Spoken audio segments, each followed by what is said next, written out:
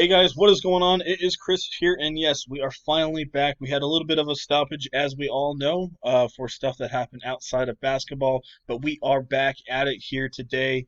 Anyway, we are looking ahead to today's slate for the 29th of August. Yeah, it felt a little weird, not playing for a couple of days, but obviously, life outside of basketball matters a little bit more. So, but yeah, we are back at it here today with a three-game slate. Definitely excited for it to be back. As normal, if you guys could leave a like button if you enjoyed the video, I do appreciate that quite a bit. And also hit that sub button for more NBA Fanduel lineup advice videos. And also, like I said, if you guys have not signed up for any NBA Fanduel or DraftKings lineup advice, we'd love to have you guys come join us. Before the stoppage, we did win two in a row, so hopeful to continue that here today. So, yeah, with that all being said, as normal, if you need any help on that, all you need to do is hit us up on our Twitter. Like I said, you get my own personal FanDuel line. So message us on Twitter and we'll get you all set up. So yeah, let's get into it. We have Orlando and Milwaukee. So we have a 3-1 lead here for Milwaukee. Got to remember a little bit here. Anyway, we have 3-1 lead for Milwaukee. Aaron Gordon officially left the bubble. He, didn't play anyway, but that it's official that he is not going to play even if Orlando does win this one. So yeah, I mean, is Orlando going to come out flat here and just give it up? I think they'll keep it competitive maybe for a little bit here. But Fultz or Augustine, honestly, we don't know who's going to go off in this one. Maybe give it to Augustine, but like I said, they're literally um, either one or the other goes off. So I don't know. I don't know who's going to go off. So kind of got to pick there. Augustine, I guess, a little bit cheaper if he does dead on you. Not really not into Bledsoe. Middleton's okay. Ross, maybe 25, 26. Giannis is Giannis, probably 55, 60. I do like Fournier at 53. Clark probably chalky at 40, 43, and then you got Vukovic and Lopez. So Vukovic should be relatively chalky as well. And Lopez about 25, 26 for you. So not the greatest game on paper, but maybe one or two of these guys here in that one. OKC and Houston. Westbrook is back. Should probably play about 30, 35 minutes. As of now, we don't have any word on minute restriction. Dan Tony said he was looking really good in practices and scrimmages, so I expect maybe a full workload here. I mean, this is a really close series, so anyway, Westbrook, people will probably have him. If you can't afford him, I do like Chris Paul quite a bit, but Westbrook definitely in play. That definitely hurts a little bit of House, and it hurts Gordon, I guess, a little bit as well. Harden hurts him a little bit, but overall, Harden's still in play. I'm not too into House. Gordon's still going to get you 25 to 30 here. Jeff Green might get hurt a little bit. Covington, these guys also might take a little bit hits. I still think Green will be in the rotation quite a bit. Like I said, they're playing this guy's big minutes. I get Westbrook's back, but still, dude's been pretty solid for him off the bench, so I don't mind Jeff Green. 51's a little much, but I don't mind him. Adams, like I said, they're playing small ball, so I don't really feel it. So Westbrook, Harden, Eric Gordon, and maybe a couple shares of Jeff Green. And then looking over here, we have Chris Paul, Shea Gilgeous, Dennis Schroeder. Those are the three there. And then once again, we have Gallinari, kind of a riskier play. The dude could dead on you, but also when he does do good, he's half decent. 5,500, 28, maybe 30. Hopefully, he doesn't do what he did last time out, but um, if he's making shots, then he's half decent play, so I don't mind him. Um, Gordon probably a little bit more owned for sure than Gallinari.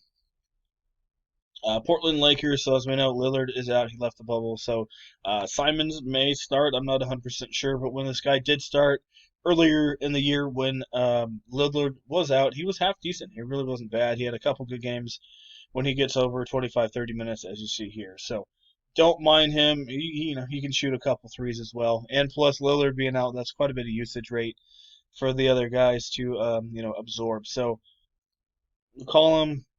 Like I said, they might get blown out here, but don't mind him.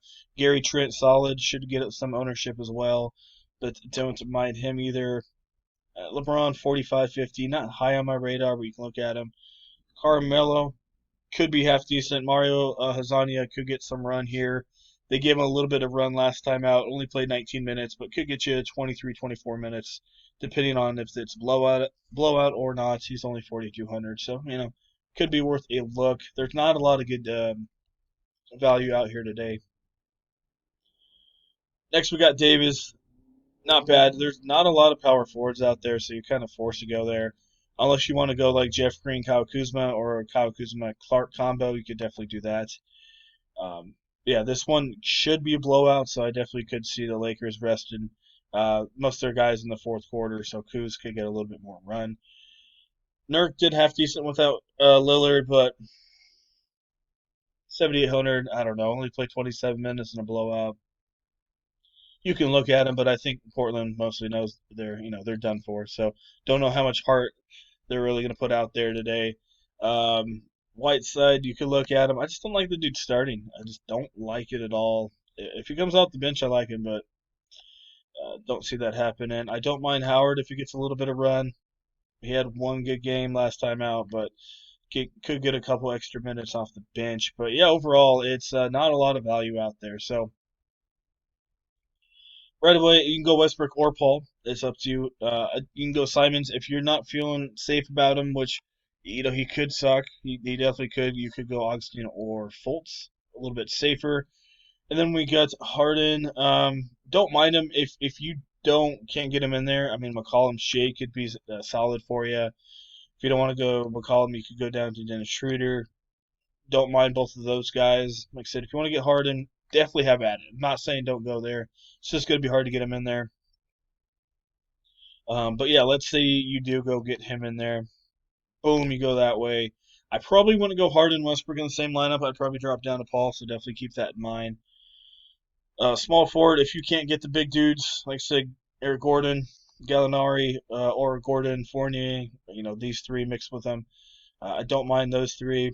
And then I feel like you kind of have to take 80 here. I mean, you don't have to do it, but who else at power forward is really going to get you that many fantasy points? Looks like you can go down to Clark.